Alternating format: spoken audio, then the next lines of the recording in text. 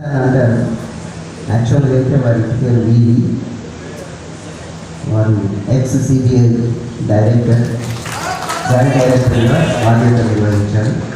కూడా స్వాగతం, సుస్వాగతం. ఇప్పుడు జ్యోతి ప్రజ్వలన